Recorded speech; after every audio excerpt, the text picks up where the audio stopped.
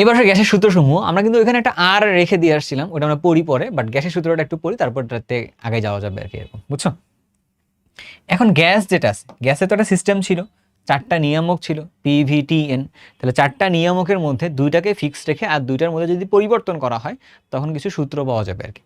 চারটা নিয়ামক থাকলে দুইটাকে ফিক্সড রেখে দুইটাকে মানে চেঞ্জ করলে তখন তার মধ্যে কিছু সূত্র পাওয়া যাবে, তাই না? ওই সূত্রগুলো হচ্ছে গ্যাসের সূত্র নামে পরিচিত। যেমন ধরো 1 নম্বর কথা যদি আমরা আসি, ধরো আমরা হচ্ছে N আর T, এইটা হচ্ছে আমাদের কাছে কনস্ট্যান্ট, মানে একটা স্থির তাপমাত্রা এবং নির্দিষ্ট পরিমাণ বা 1 মোল পরিমাণ গ্যাসের জন্য যদি কাজ করি, তখন তাহলে পরিবর্তন হবে কাদের কাদের মাঝখানে পরিবর্তন দেখা দিবে, P আর V এর মাঝখানে পরিবর্তন দিবে।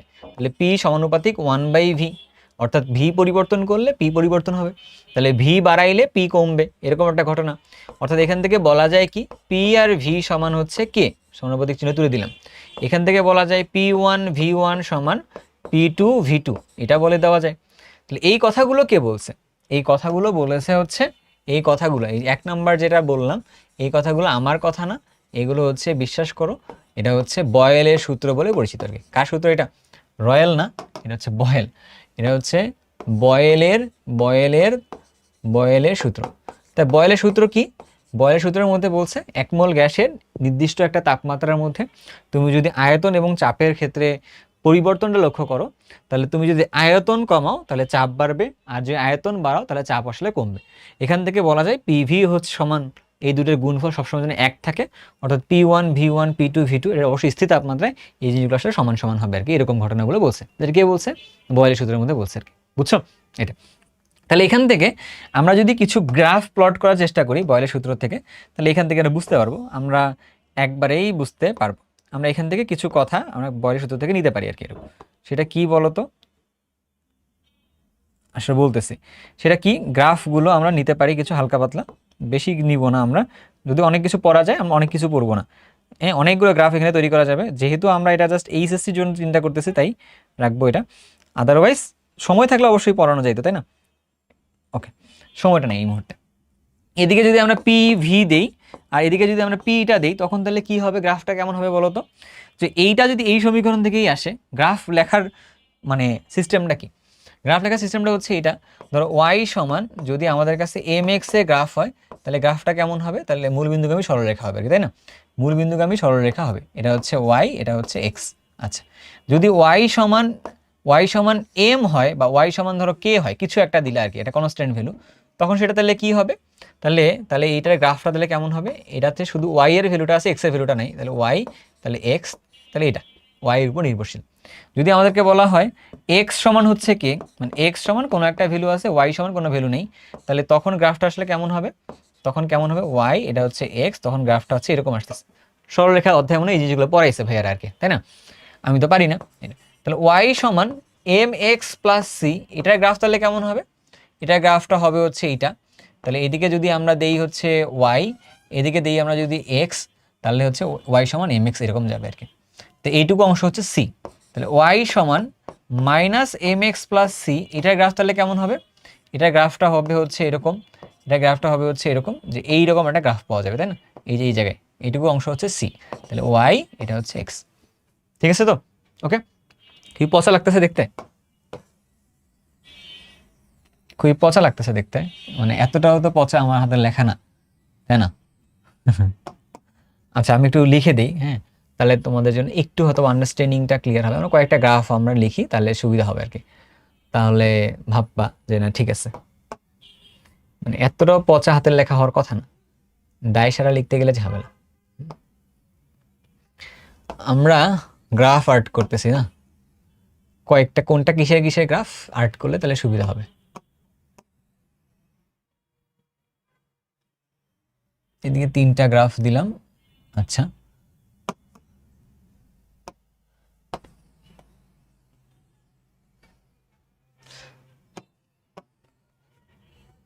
আচ্ছা, এবার মনে হয় একটু বেটার লাগবে দেখতে। সেটা হচ্ছে কি, যদি আমরা এরকম দিই মূলবিন্দুগামী সরলরেখা দিই, মূলবিন্দুগামী সরলরেখা দিচ্ছি যেটা, তাহলে তুমি আমারে বলো এটা তাহলে কার জন্য হবে আর কি?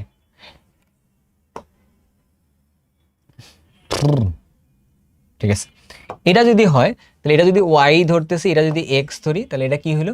ওয়াই সমান এম এক্স এর গ্রাফ হচ্ছে এটা, ওয়াই সমান এম এক্স এর গ্রাফ, এম এক্স এর গ্রাফ হচ্ছে এটা। আচ্ছা, আবার যদি এরকম ধরো এটা, এটা তাহলে কিসের গ্রাফ, এটা কিসের গ্রাফ, এটা গ্রাফটার মধ্যে ধরো এটা দিছে ওয়াই, এটা দিছে হচ্ছে এক্স, এটা হচ্ছে ওয়াই সমান কে, ওয়াই এর ভ্যালু আছে, এক্স এর ভ্যালুর উপর এটা ডিপেন্ডেন্ট না। আবার যদি আমরা গ্রাফটা এইরকম দিই, গ্রাফটা যদি এরকম দিই, তখন তাহলে গ্রাফটা কেমন হয়,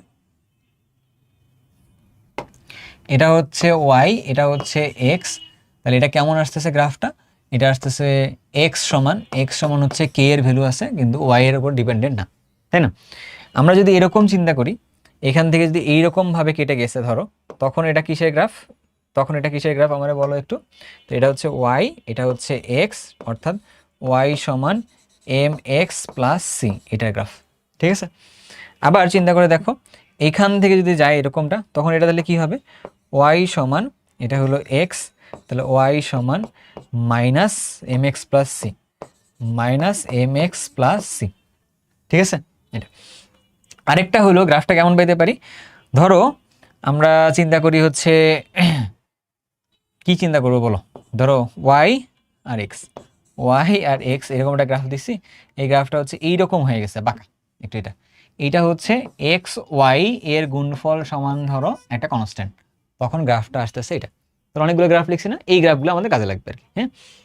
এবার তুমি এখানে আসো, যখন আমরা বললাম পিভি বনাম পি, তার মানে আমরা যদি উপরের ফর্মুলার দিকে তাকাই, চিন্তা করি এই ফর্মুলাটার দিকে যদি একটু চিন্তা করি আমরা, তাহলে আমাদের কিছু জিনিসপত্র ক্লিয়ার হয়।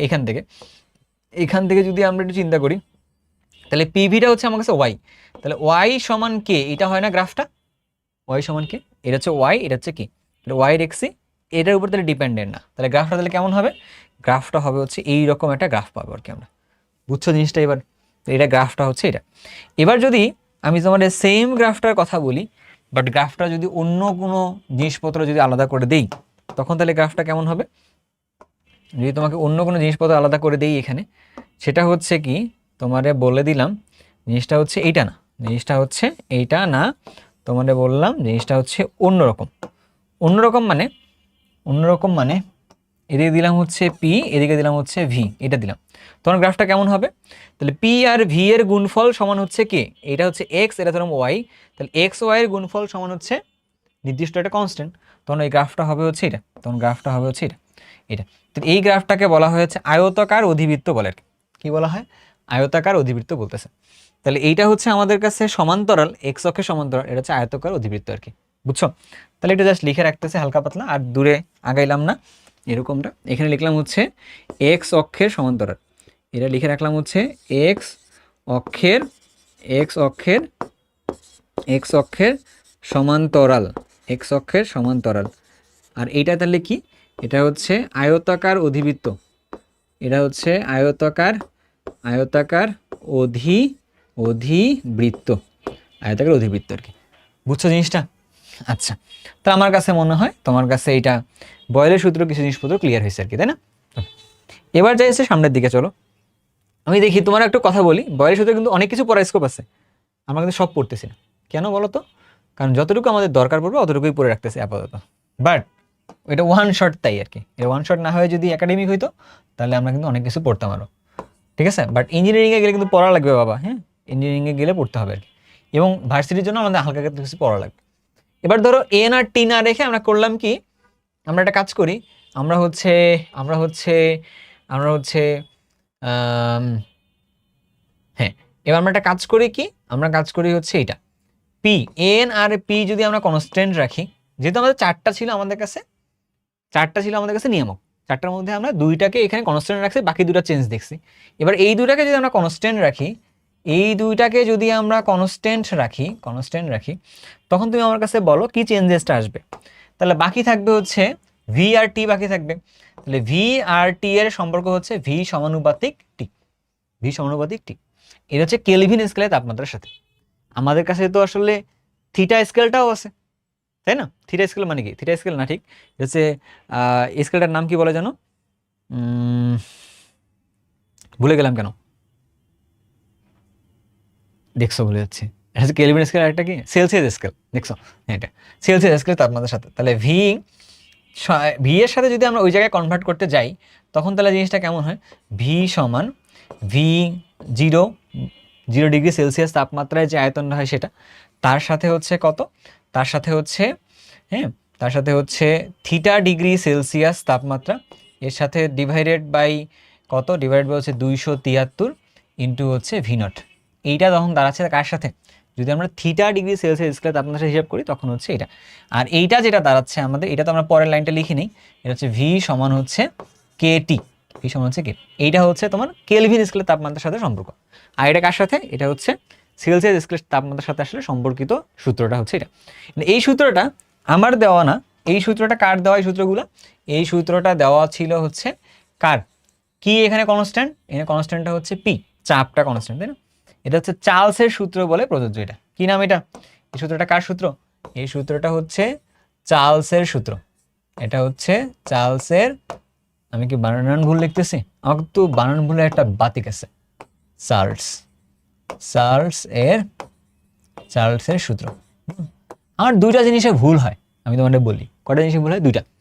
একটা জায়গায় ভুলটা হচ্ছে আমি কিছু এই MCQতে ভুল করি, এখানে দেখতেছি এক লিখতেছি আর এক, এটা হইতে পারে। আরেকটা হইতে পারে হচ্ছে কিছু ডাটা বেসড মুখস্থ রাখা, যে এটার মান এত, ওইটার সাল এত, এটা এত, এইগুলো মুখস্থ করতে আমি ভুল করি। আরেকটা হচ্ছে এরকম বানান লেখার সময় গিয়ে ভুল করতে পারে এটা, আদারওয়াইজ আল্লাহ পাক চাইলে বাকিগুলোতে ভুল হয় না। তো এই চিহ্নগুলো তোমরা যদি একটু সহানুভূতিশীল হও, তোমরা যদি আসলে আমার সাথে সাথে কাজটা করো তাহলে হয়ে যায় আর কি এটাতে, বুঝছো? এটা যাই হোক, আসলে এদিকে আমরা আসলাম, তাহলে এটা হলো কার সূত্র, চার্লসের সূত্র হচ্ছে এটা। এখন চার্লসের সূত্র যে পাইলাম, এখন এখান থেকে যদি আমাকে গ্রাফ প্লট করতে বলে, গ্রাফ প্লট করতেছে আমরা আগের মতো করে গ্রাফ প্লট করতেছে। গ্রাফ প্লটের ক্ষেত্রে আমরা আবার হচ্ছে একটা গ্রাফ নিব, তাহলে গ্রাফ নেওয়ার সময় চিন্তা করি ওই আবার দুইটা গ্রাফ চিন্তা করতেছে এখানে, এবার উপরে নিচে দুইটা দিতে পারবো। তুমি একটা জিনিস ঠান্ডা মাথায় একটু ভাবতে পারবো নাকি, দেখো তো, এদিকে যদি আমরা দেই ভি, এদিকে দেই যদি আমরা আসলে টি, তার গ্রাফটা কেমন আছে, ভি আছে টি আছে, ভি হলো ওয়াই, এটা হলো এক্স, তাহলে ওয়াই সমান এম এক্স হয়ে গেল না? তাহলে ওয়াই সমান এম এক্স এর গ্রাফ কেমন দেখছো, ওয়াই সমান এম এক্স এর গ্রাফ কেমন দেখছো, ওয়াই সমান এম এক্স এর গ্রাফ দেখছো, এটা মূল বিন্দুগামী সরলরেখা। তাহলে এটা কেমন হবে, তাহলে এটা হচ্ছে মূল বিন্দুগামী সরলরেখা হবে, এটা হবে হচ্ছে মূল বিন্দুগামী সরলরেখা হবে। এটা তাহলে কার জন্য, এটা হচ্ছে ভি সমান KT, এই সম্পর্কের জন্য। এটা ঢাল কোনটা, এই কেটা হচ্ছে ঢাল, ক্লিয়ার কথাটা? আচ্ছা, কেলভিন স্কেলে তাপমাত্রার সাথে আয়তনের সম্পর্ক যখন দিছো তখন। তাহলে ভাইয়া হোয়াট ইফ সেম জিনিসটা আমরা সেলসিয়াস স্কেলে তাপমাত্রার সাথে করতে চাই, তখন তাহলে জিনিসটা কেমন হবে, সেলসিয়াস স্কেলে তাপমাত্রার সাথে কাজটা করতে চাই, হ্যাঁ, ওয়াই এক্সিসটাকে আমরা যদি ধরো যে ভি ধরছি, ঠিক আছে, আর এটাকে এক্স এক্সিসটাকে আমরা ধরলাম যে θ°C, অর্থাৎ আমরা কি করতেছি, নিচের সমীকরণটা নিয়ে কাজ করতেছি, ভি এর সাথে θ°C একটা সম্পর্ক বসাচ্ছি। তাহলে কি হয় বলো, এইটা যদি আমাদের কাছে ওয়াই হয়, এটা যদি আমার কাছে এক্স হয়, আর তাহলে ওয়াই, ভালো করে জিনিসটা চিন্তা করে দেখো একটু আর কি, হ্যাঁ, এই জিনিসটাকে যদি আমরা একটু হালকা চেঞ্জ করি, যদি হালকা একটু চেঞ্জ করি লিখি, তাহলে ভি সমান, তাহলে কি লেখা যায়, V0 প্লাস লিখলাম, চিন্তা করে দেখো, V0 ডিভাইডেড বাই 273 ইন্টু লিখলাম হচ্ছে θ°C। আমরা একটু এটাকে চিন্তা করি, এটা হচ্ছে ওয়াই, তাহলে এইটা হইলো আমাদের কাছে এক্স, তাহলে এইটা ধরলাম সি, এটা ধরলাম আমাদের কাছে এম, আর এটা হলো আমার সি, সরি এটা হচ্ছে আমাদের কাছে এক্স, তাই না? তাহলে ওয়াই সমান এম এক্স প্লাস সি এর একটা গ্রাফ আসে না? তাহলে এই গ্রাফটা দেখতে কেমন হবে, এই গ্রাফটা দেখতে হবে হচ্ছে এইরকম একটা গ্রাফ হবে, এরকম একটা গ্রাফ হবে। বাট এই জিনিসটাই যদি তুমি পেছনের দিকে, এই গ্রাফটাকে তুমি যদি পেছনের দিকে ইলংগেট করো, এই দিকে এইরকম বাড়াইছো আর কি, জিনিসটাকে হালকা একটু বাড়াইছো, তাহলে একটা জিনিস তুমি চিন্তা করে বলো যে এইটার যে মানটা, এই মানটা কত, এটা হচ্ছে সি না, এইটার মানটা কত, এটা হচ্ছে সি, সি মানে হচ্ছে V0, সি মানে হচ্ছে আমার কাছে V0। আর এই গ্রাফটাকে তুমি যদি পেছনের দিকে বর্ধিত করো, বর্ধিত করলে তার মানে কি এই জায়গায় এসে লাগবে, কোন জায়গায়, এই জায়গায় এসে লাগবে, তাই না? ঠিক এই পয়েন্টের মধ্যে আসলে ভিটা কত, এই পয়েন্টের জন্য আসলে ভিটা হচ্ছে 0, ভি এর মানটা হচ্ছে 0। তাহলে ওই জায়গায় θ°C তাপমাত্রা কত, -273°C। তার মানে থিওরিটিক্যালি ওই গ্যাসের ক্ষেত্রে এই তাপমাত্রায় আয়তন আসলে কত হয়, 0 হয়ে যায়। এই তাপমাত্রাটার নাম ছিল পরম শূন্য তাপমাত্রা। এটা আমরা একটু আগে দেখে আসছি, ক্লিয়ার কিনা বলো, হয়েছে? ওকে, তার মানে আমাদের কাছে ভি এর সাথে কেলভিন স্কেলের তাপমাত্রা, ভি এর সাথে θ°C বা থিটা বা সেলসিয়াস স্কেলের তাপমাত্রার যে গ্রাফ, এগুলো আমরা ক্লিয়ার হয়ে গেছে এখান থেকে, বুঝছো? তাহলে কয়টা সূত্র পাইছি আমরা, দুইটা সূত্র পাইছি অলরেডি। তাহলে এরকম আরো কিছু সূত্র আছে না, আরো কিছু কয়টা সূত্র আছে, আরো দুইটা সূত্র আছে, ঠান্ডা মাথায়। আরও 2টা সূত্র আছে, একটু ঠান্ডা মাথায় দেখো। এই জায়গাটায় তুমি যদি দেখো যে 3 নাম্বার সূত্রের মধ্যে, তাহলে আমরা কি করব? 3 নাম্বার সূত্রের মধ্যে আমরা এখানে রাখছিলাম এন আর পিটাকে কনস্ট্যান্ট রাখছিলাম। আমরা এন আর ভিটাকে যদি কনস্ট্যান্ট রাখি, তাহলে বাকি থাকলো আমাদের কাছে কোন নিয়ামক 2টা? বাকি হচ্ছে আমাদের কাছে কি আছে? আছে হচ্ছে পি আর হচ্ছে টি। তাহলে পি এর সাথে টি হচ্ছে সমানুপাতিক, যেখান থেকে লেখা যায় পি সমান কেটি।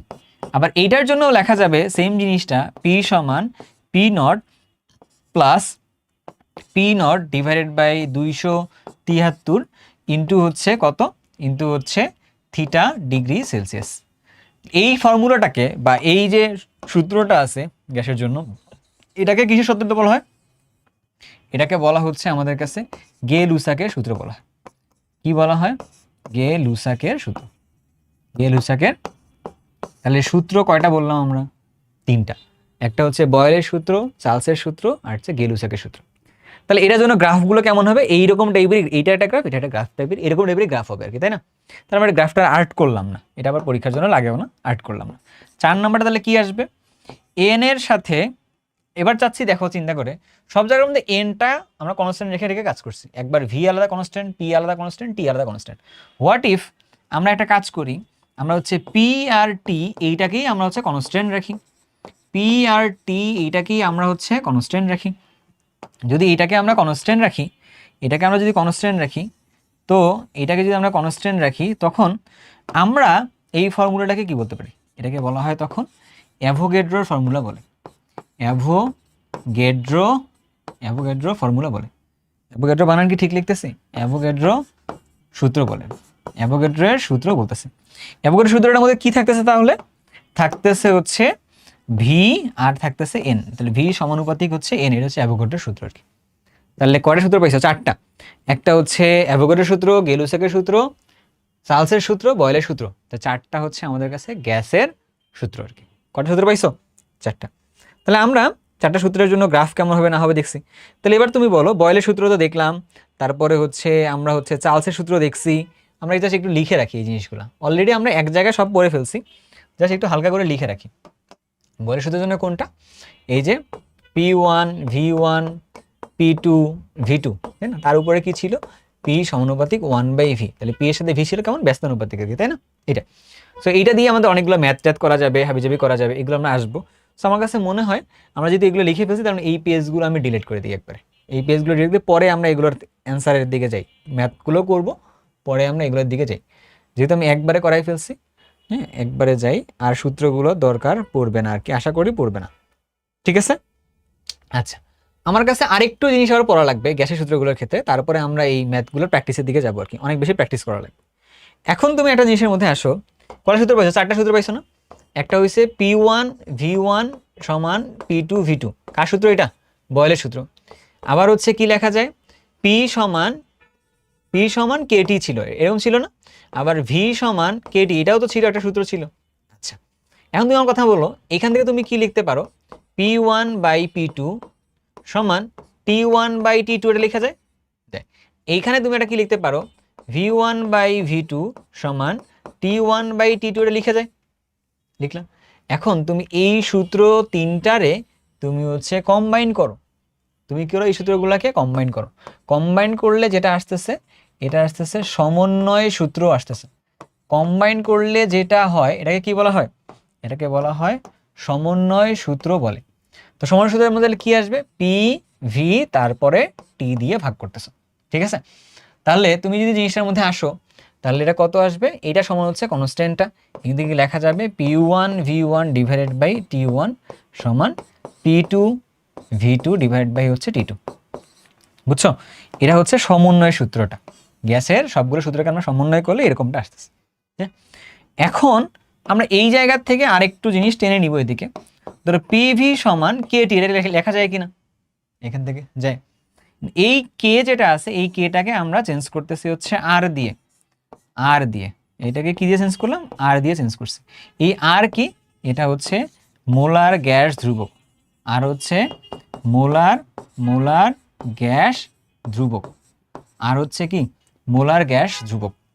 এটা হচ্ছে 1 মোল গ্যাসের জন্য যে পরিমাণ কাজ সম্পাদিত হয়েছে সেটা, পরে একটু আসতেছে এটার মধ্যে। তাহলে এই জায়গায় যদি আমরা একটা কাজ করি, n মোল গ্যাসের জন্য বলি, তাহলে পিভি সমান nRT আসবে। এইটা হচ্ছে আদর্শ গ্যাসের একটা ফর্মুলা, যাকে বলছে আদর্শ গ্যাসের অবস্থার সমীকরণ বলে। তাহলে এখন পর্যন্ত আমরা বলছি এটা 1 মোলের জন্য, এটা হচ্ছে n মোলের জন্য। ওকে, এখন তাহলে এখানে কনফিউশন আরেকটা থেকে গেল, তাহলে ভাই আর কি প্রশ্ন তাহলে থেকে গেল আর কি। আর যদি আমরা দেখি, আমরা দেখলাম পিভি সমান nRT ছিল, তাই না? পিভি সমান nRT, তাহলে আর সমান কি দাঁড়াচ্ছে? পিভি সমান এনটি। আচ্ছা, তাহলে এই পিটা কি আসলে? পিটাকে যদি আমরা ভেঙে লিখি তাহলে কি লেখা যায়? এফ বাই এ। আর ভিটাকে যদি লেখা যায় তাহলে কি লেখা যায়?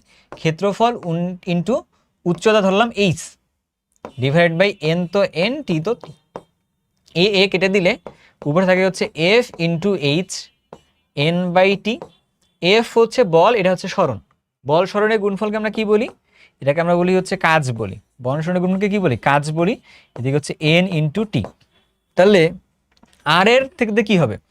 আর হবে হচ্ছে কাজের একক, তাহলে হচ্ছে কাজের এককটার নাম কি? জুল। তাহলে কাজ, তাহলে লিখতে পারি এটা পার মোল পার কেলভিন লেখা যায় তো এটা।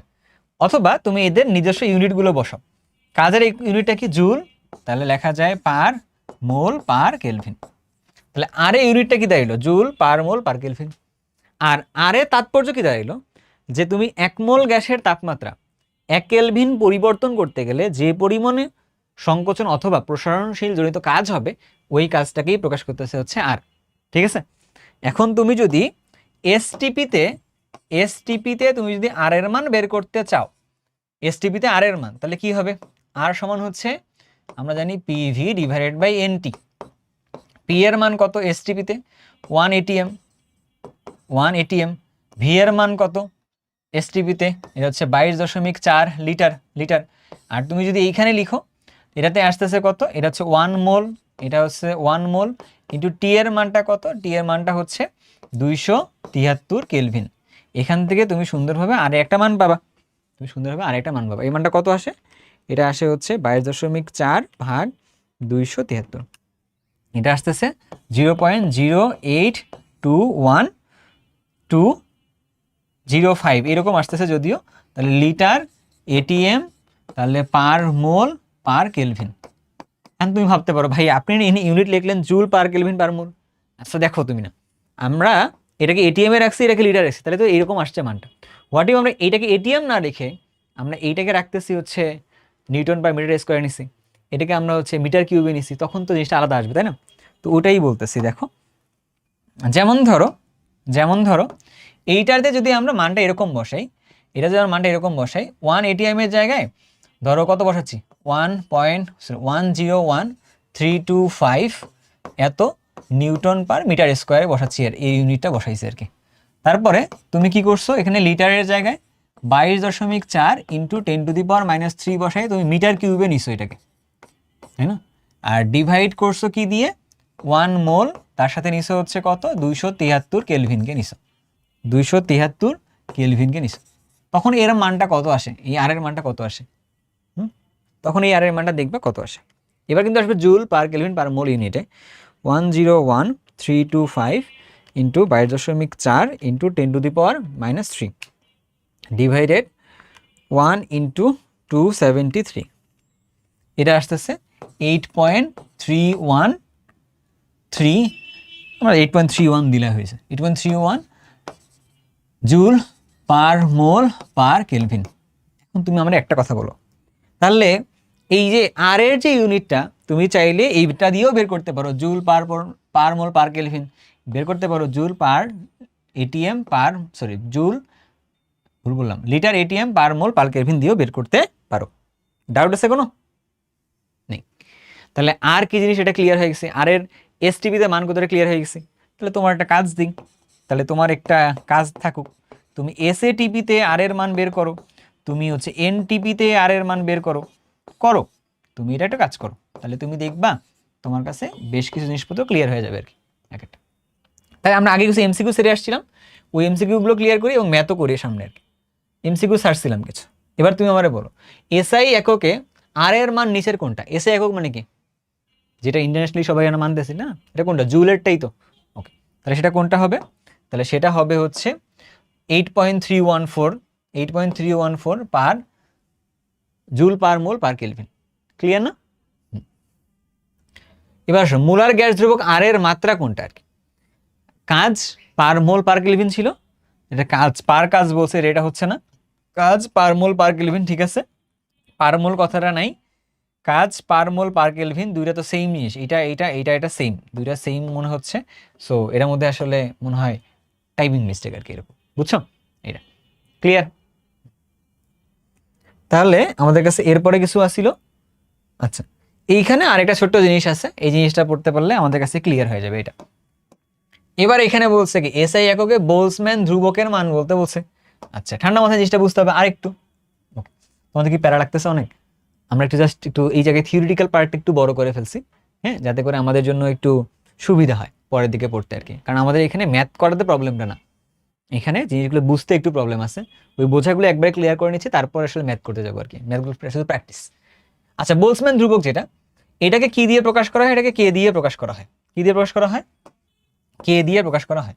আচ্ছা, আর আর কে, এটার মধ্যে পার্থক্যটা কি?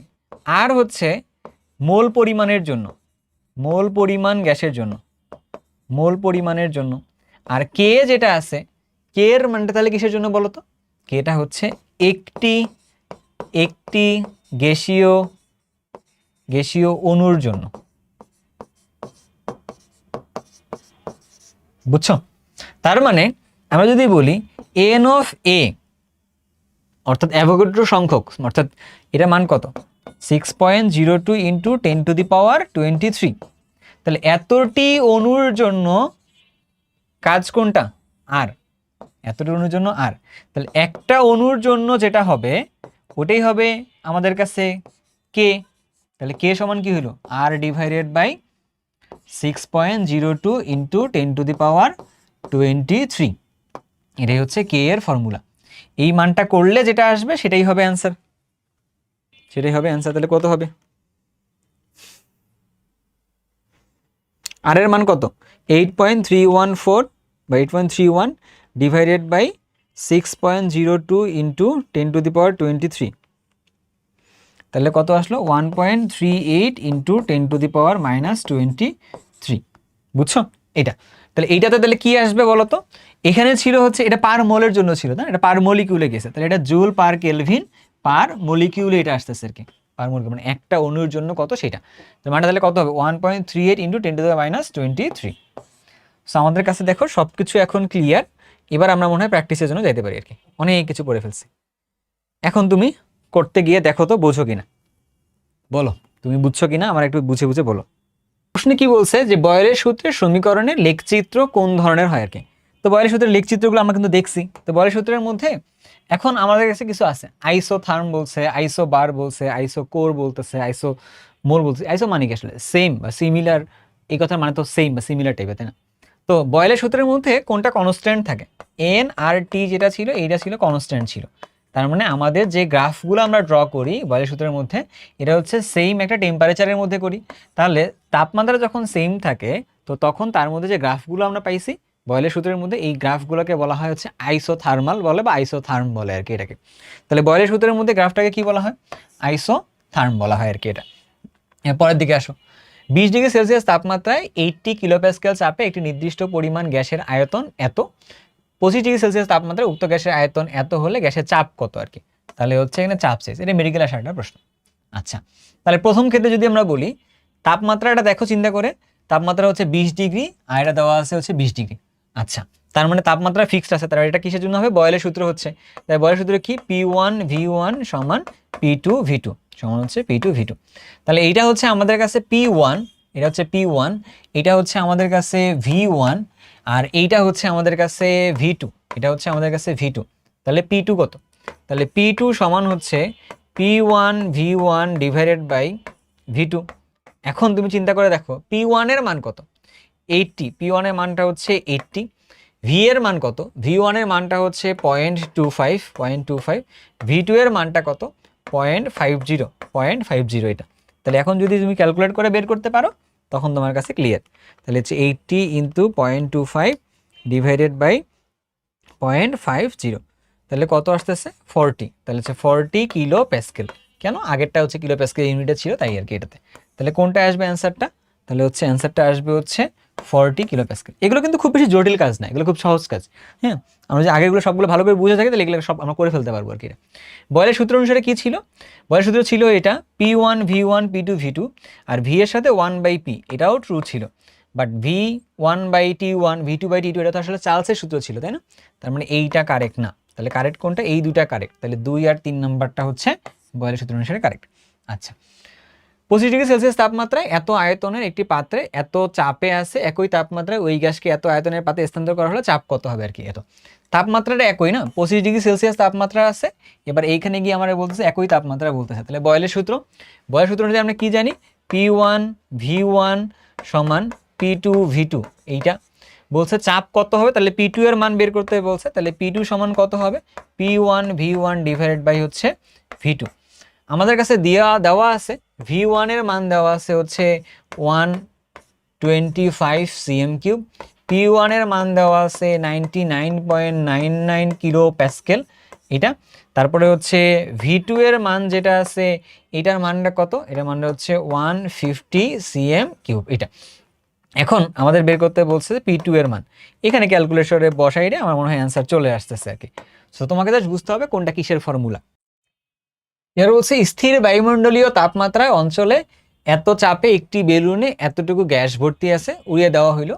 তো গ্যাসের এই আয়তনে বেলুনের সর্বোচ্চ প্রসারণ ক্ষমতার এত, তাহলে যত বেলুনটা উপরের দিকে উঠবে, ধরলাম যে চাপ কমবে, তাহলে আয়তনটা আসলে বাড়বে, তাহলে বেলুনটা তখন ফেটে যাবে আর কি, তাই না? আচ্ছা, ভূপৃষ্ঠ থেকে প্রতি মিটার উচ্চতায় বায়ুমণ্ডলীয় চাপ এত হ্রাস পায়, মানে চাপটা কমে যায়। আচ্ছা, ধরলাম এই পুরো ঘটনাটাকে একটু বোঝার চেষ্টা করি, তাহলে সুবিধা হবে একটু আমাদের। ধরলাম এটা হচ্ছে একটা বেলুন, যে বেলুনটার বর্তমান আয়তন কত আছে, 2 মিটার কিউব আছে। এই 2 মিটার কিউব সমান কত, প্রসারণ ক্ষমতা যদি আমাদের কাছে x হয়, তাহলে x সমান কত হবে 9/10, এতটুকু হচ্ছে 2। তাহলে আমাদের কাছে x সমান তাহলে কত, 20 ডিভাইডেড বাই 9, অর্থাৎ এটা কত হবে 20 divided by 9, 2.22 metre cube, 2.22 metre cube. এটা হচ্ছে আমাদের বেলুনটার সর্বোচ্চ প্রসারণ আসলে এত হইতে পারবে আর কি। আচ্ছা, এত হওয়ার পর বেলুনটা ফেটে যাবে। আচ্ছা, এখন এইটা হলো আমাদের কাছে, এইটা হলো আমাদের কাছে তার ইনিশিয়াল চাপটা, এইটা হলো তার ক্ষেত্রে ইনিশিয়াল আয়তনটা, আর এইটা হলো তার কাছে V2টা, এই পরিমাণ আয়তনে উঠলে সে ফেটে যাবে। তাহলে ওই সময় তার চাপ কত এটা বের করতে হবে, যেহেতু স্থির বায়ুমণ্ডলীয় তাপমাত্রা বলছে, তার মানে হচ্ছে এটা আমাদের বয়েলের সূত্র দিয়ে করতে হচ্ছে আর কি। তাহলে P1 V1 সমান P2 V2, তাহলে আমাদের বের করতে হবে হচ্ছে P2 সমান কত, P1 এর মান কত 1.8 ইন্টু V1 এর মান কত 2, তাই না, ডিভাইডেড বাই V2 এর মান কত, ডিভাইডেড বাই V2 এর মানটা হচ্ছে আমাদের কাছে, V2 এর মানটা হচ্ছে 2.22, এইটা করলে তাহলে কত আসবে, এটা আসবে হচ্ছে 1.8 ইন্টু 2, সরি 1.8 ইন্টু 2 এত ডিভাইডেড বাই 2.22, তাহলে কত আসতেছে 1.621 এত এটিএম। তাহলে চাপটা যা ছিল তার তুলনায় কি হলো, কমে গেছে আর কি, তাই না? আগে চাপ ছিল কত 1.8, এখন হয়েছে কত 1.621। তাহলে এই চাপে গেলে বেলুনটা ফাটবে, অথবা আমাদের কাছে এই আয়তনে পৌঁছালে বেলুনটা ফাটবে, একই তো ঘটনা আর কি। গেল প্রশ্ন বলছে কি বেলুনটা কত উপরে উঠে ফেটে যাবে আর কি। এখন বলছে যে প্রতি মিটার উচ্চতায় বায়ুমণ্ডলের চাপ এত হ্রাস পায়, এত মিলিমিটার হ্রাস পায়। আগে দেখি বায়ুমণ্ডলের চাপ কতটুকু হ্রাস পাইছে আর কি। তাহলে চাপ কমে অর্থাৎ কত, অর্থাৎ চাপ কমে কতটুকু, চাপ কমে ছিল হচ্ছে P1 মাইনাস P2, এই পরিমাণ চাপ কমছে। তাহলে এটা করলে কত আসে 1.8 মাইনাস 1.621, তাহলে কত 0.179, এত কিন্তু এটিএম। বাট এইখানে জিনিসটা দেওয়া আছে মিলিমিটার পার হচ্ছে হবে, তাহলে এইটার সাথে আমার 760 গুণ করতে হবে, তাহলে হচ্ছে আমি এটাতে চলে যাব। তাহলে 0.179 ডিভাইড ইন্টু 760, আমি কি ঠিক লিখছি? হ্যাঁ, তাহলে 136.04 এত মিলিমিটার পারদ চাপ কি হয়েছে বলো আমারে, এতটুকু আসলে কমে গেছে। আচ্ছা, এখন আমাদের কাছে কিন্তু জিনিসটা একটা ফরম্যাটে আসছে, একটা ফরম্যাটে এখন আসছে। ফরম্যাটটা কি? ফরম্যাটটা হচ্ছে এরকম যে ভাইয়া দেখেন আমরা দেখতেছি 0.044 মিলিমিটার পারদ-চাপ, এইটা কমে যাওয়ার সময় 1 মিটার উপরে উঠতে হয়। 1 মিটার উচ্চতায় উঠলে এতটুকু কমে যায়। তাহলে কমছে আমাদের কাছে কত? 136.04 মিলিমিটার পারদ-চাপ কমছে। তখন সেটা তাহলে কি হবে? তাহলে এটা কত হচ্ছে 136.04 এত ডিভাইডেড বাই 0.044, তাহলে কত আসলো?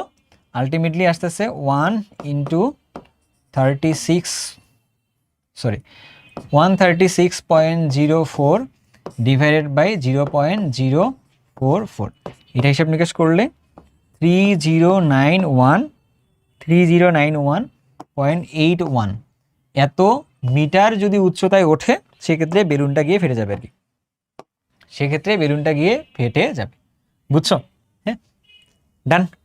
সো আমার কাছে মনে হয় তুমি এবার ক্লিয়ার হয়ে গেছো যে এর অ্যান্সারটা আসলে কেমনে কেমনে বের করছি বা কেমনে কেমনে বের না করছি আর কি। ঠিক আছে, তুমি ক্যালকুলেশন যখন তুমি এইগুলো চাপবা তো ক্যালকুলেটার ক্ষেত্রে তোমার একটু মানে নজরটা ঠিক রাখতে পারলেই ঠিকঠাক হয়ে যাবে আর কি।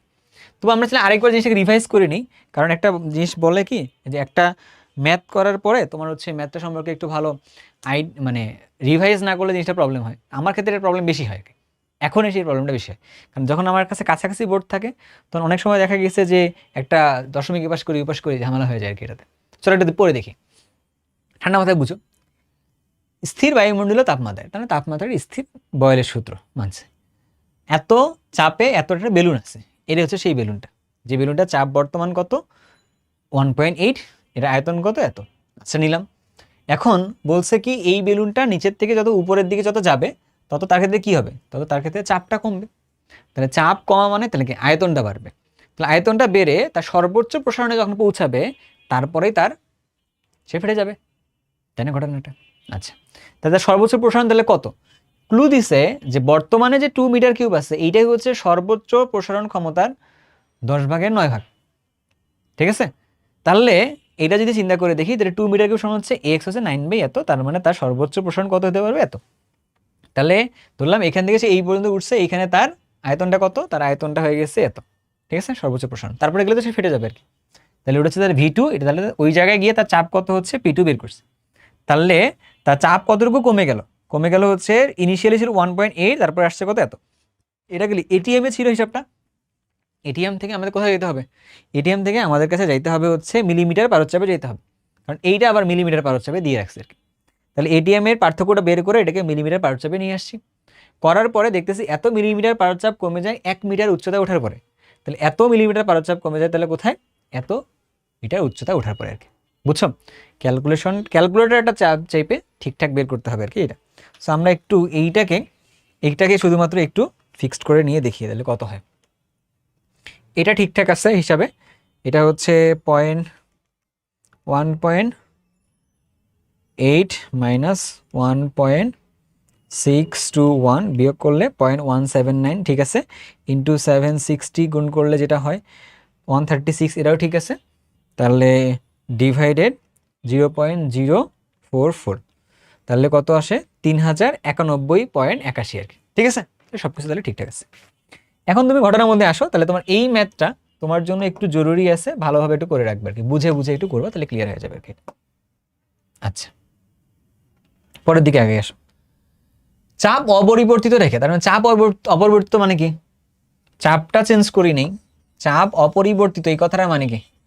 আমি তো এটা মানে বুঝতেছি হচ্ছে চার্লসের সূত্র। চার্লসের সূত্র, চাপ অপরিবর্তিত মানে হচ্ছে চার্লসের সূত্র। তাহলে রেখে 300 মিলিলিটার কোনো গ্যাসের তাপমাত্রা এত থেকে এততে পরিবর্তন করলে আয়তন কত হবে? তাহলে এইটা হচ্ছে আমাদের কাছে V1 300 মিলিলিটারটা। আচ্ছা, তার তাপমাত্রা T1 এটা হচ্ছে 273 সাথে যোগ করতে হবে, কারণ আমরা কি করতেছি V এর সাথে T জেনে নিয়েছিলাম পরম তাপমাত্রা, কিন্তু মানে কেলভিন স্কেলের তাপমাত্রা। তাহলে 27-এর সাথে যোগ করতে 273 যোগ করলে কত হয়? 300 কেলভিন হয়। তাহলে তাপমাত্রা কমাইছে আরো, তাহলে T2টা করছে ওরা কত 7, 7 মানে হচ্ছে 280, 7 মানে হচ্ছে 280 কেলভিন বের করতে বলছে। তাহলে আয়তন কি হবে আর কি, আয়তন কত হবে? তাহলে আমরা জানি V1/V2 সমান T1/T2, এই তো। তো বের করতে হবে হচ্ছে V2 বের করতে হবে। তাহলে V2 সমান কত বের করে বলা যায়? V1 into T2 divided by T1 বলা যায় কিনা এটা? দেখো যদি তুমি বুঝো তো বুঝলাম। তাহলে দেখি একটু আমরা, V1 এর মান কত? 300, T2 এর মান কত? 280 ডিভাইডেড বাই 300 করলে কত আসতেছে? 280 আসতেছে আর কি অ্যান্সারটা। তাহলে তাপমাত্রা কমাইলে তাহলে কি আয়তনটাও কমে যাবে। তাহলে তোমার কাছে অ্যান্সার আসতেছে কোনটা? এটা বুঝছো নাকি? এটা কিসের সূত্র? চার্লসের সূত্রটা কাজে লাগাইলে হয়ে গেল, যে V1/V2 T1/T2 আর কি। হ্যাঁ, 20 ডিগ্রি সেলসিয়াস তাপমাত্রা, এটি কঠিন বস্তু, নির্দিষ্ট গ্যাসের আয়তন হচ্ছে এত। ওই গ্যাসের তাপমাত্রায় 47-এ উন্নীত করলে চাপ দ্বিগুণ এবং কঠিন বস্তুর আয়তন হচ্ছে এত হয়। এটা একটা ভালো প্রশ্ন, আমরা এই প্রশ্নটা একটু মনোযোগ দিয়ে করবো আর কি। এটাতে তুমি এই জায়গাটা একটা জিনিস চিন্তা করে দেখো, এই জায়গায় তুমি একটা জিনিস চিন্তা করে দেখো ঠান্ডা মাথায়। তাপমাত্রা ছিল 20, এখানে তাপমাত্রা করছে কত? 47, তাহলে তাপমাত্রা পরিবর্তন হয়েছে। তাহলে T1 এর মান কত? 20 ছিল, 20 মানে হচ্ছে 293। আচ্ছা, T2 এর মান তাহলে কত? 47, তাহলে যোগ করতে হবে, কত আসে? 47 প্লাস 273, তাহলে 320। আচ্ছা, পাইছে।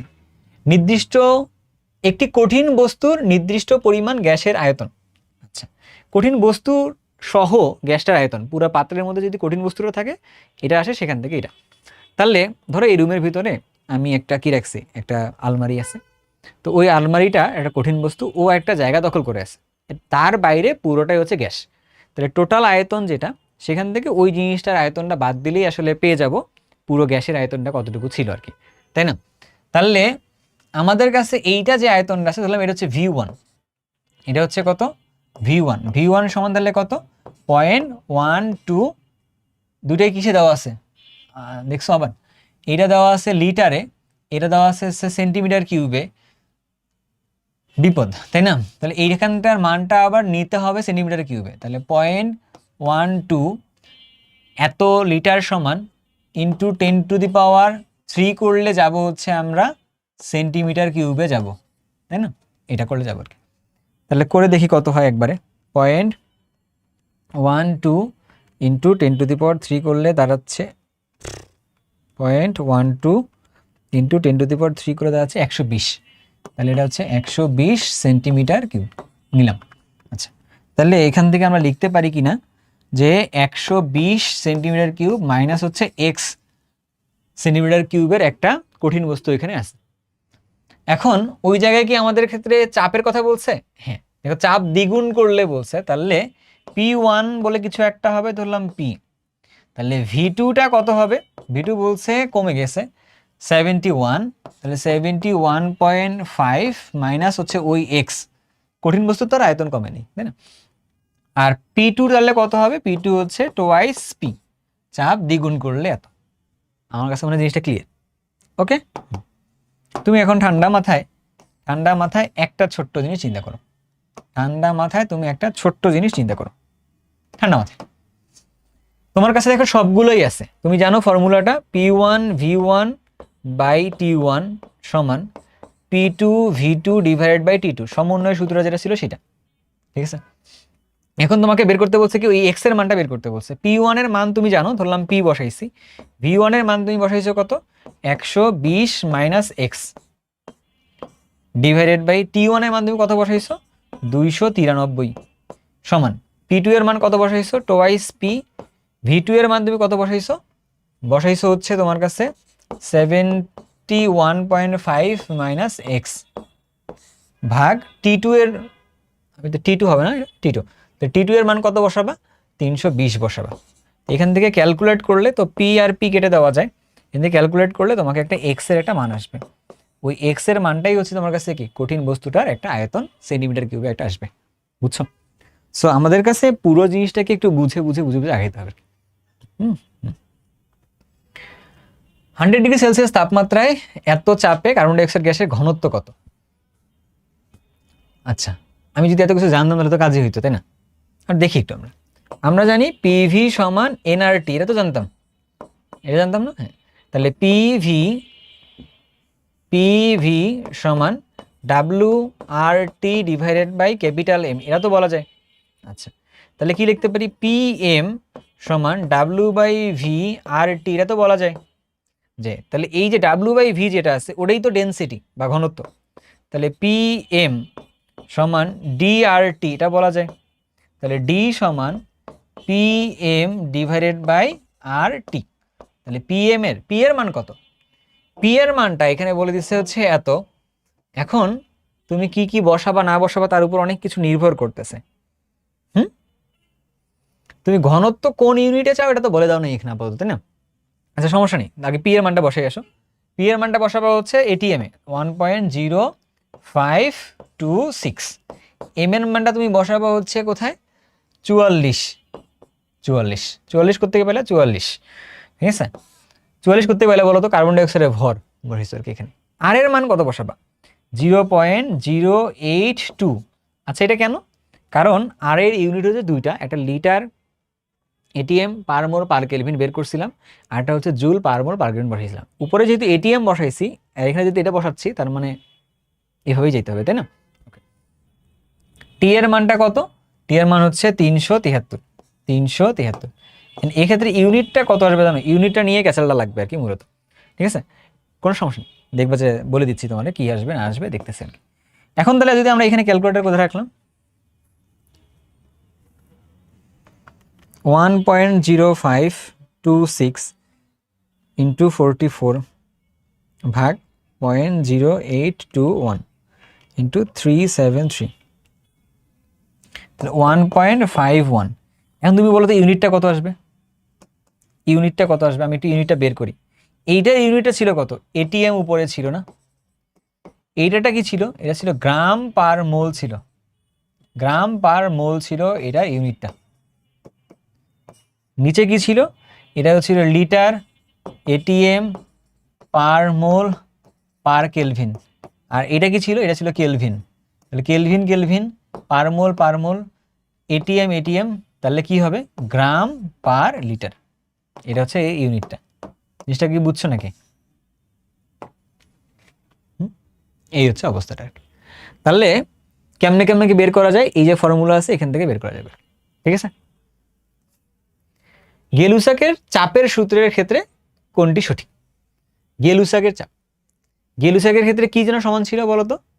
আয়তনটা সেম ছিল আর পি এর সাথে সম্পর্কিত ছিল আর কি। মনে আছে যে ভি আর এন এইটা ছিল হচ্ছে আমাদের কাছে কনস্ট্যান্ট ছিল ফর্মুলাটার ক্ষেত্রে, অর্থাৎ পি এর সমানুপাতিক টি ছিল আমাদের কাছে এরকম, পি সমান কে টি আমরা এরকম লিখতেছিলাম। এবার বলো তাহলে কোনটা যাবে? পি সমানুপাতিক টি, ভি আর এনটা হচ্ছে স্থির, তাহলে কোনটা? হচ্ছে 1 নম্বরটা, ঠিক আছে ভাইয়া? নিচের কোনটি অ্যাভোগাড্রো সূত্র? ভি সমানুপাতিক এন যেটা, এটা হচ্ছে অ্যাভোগাড্রো সূত্র। গ্যাসের অ্যাভোগাড্রো সূত্র প্রযোজ্য হওয়ার শর্ত কোনটা? স্থির। আও ভি সমানুপাতিক এন ছিল, তাহলে আধার্স দুইটা পি আর টি এটা ছিল আমাদের কাছে কনস্ট্যান্ট ছিল। পি আর টি কনস্ট্যান্ট ছিল, স্থির তাপমাত্রা স্থির চাপ। বুঝছি? এবার আসো, 500টি স্বাক্ষর দিতে গ্রাফাইট পেন্সিলের এত মিলিগ্রাম খরচ হয়, প্রতিটি স্বাক্ষরে কতটি কার্বন পরমাণু খরচ হয়? এটা আমার করা লাগবে না, এটা তোমার নিজের কাজ।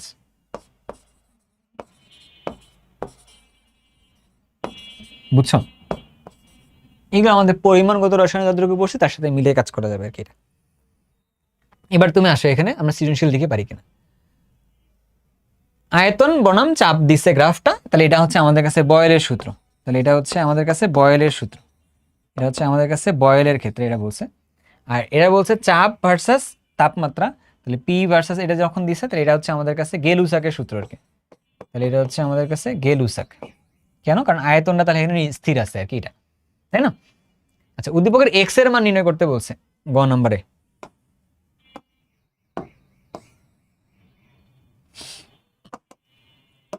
গ নম্বরের ক্ষেত্রে কি বলতেছে? এক্স এর মান কত?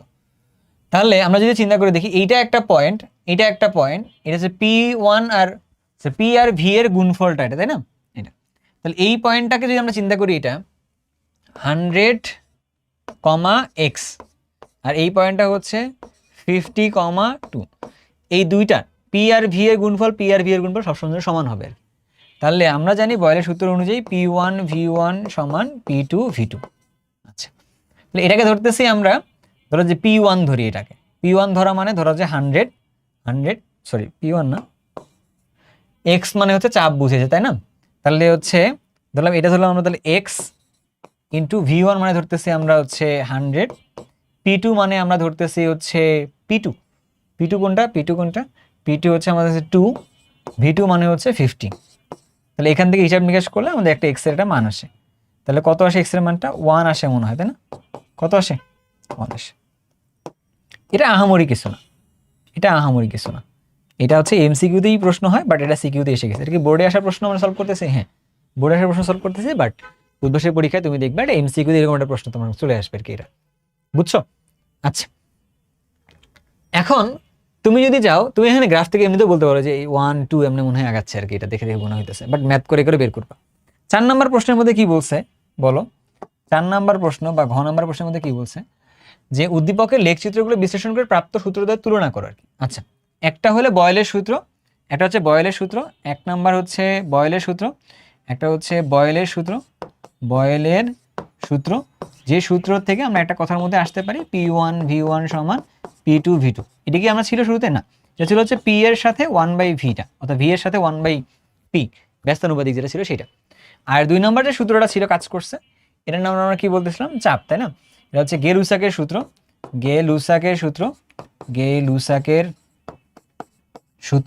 এই সূত্রের মধ্যে কি বলছে বলতো?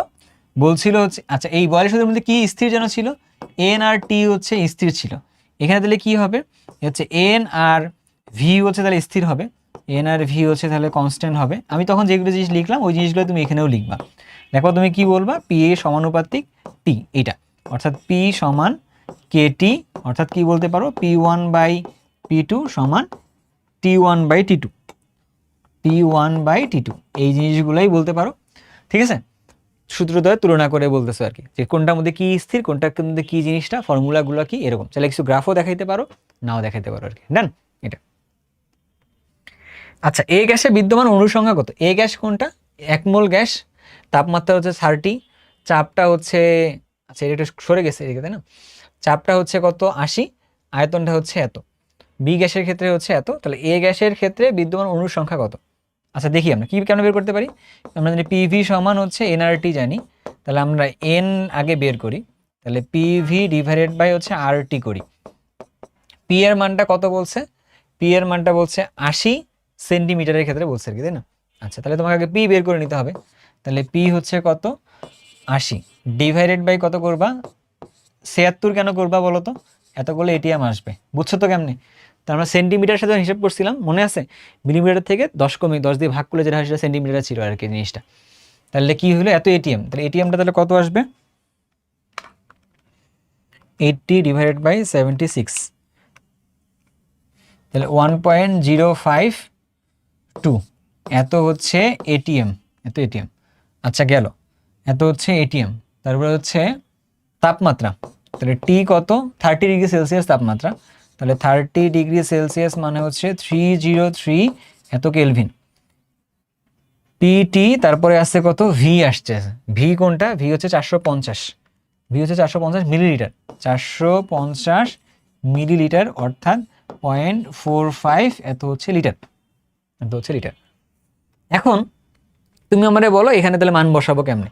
তাহলে এটা যদি লিটারে নাও, এটা যদি এটিএমে নাও, তাহলে আর এর মান তোমাকে বসাইতে হবে হচ্ছে 0.082 এত লিটার এত এটিএম পার মোল পার কেলভিন, এটা।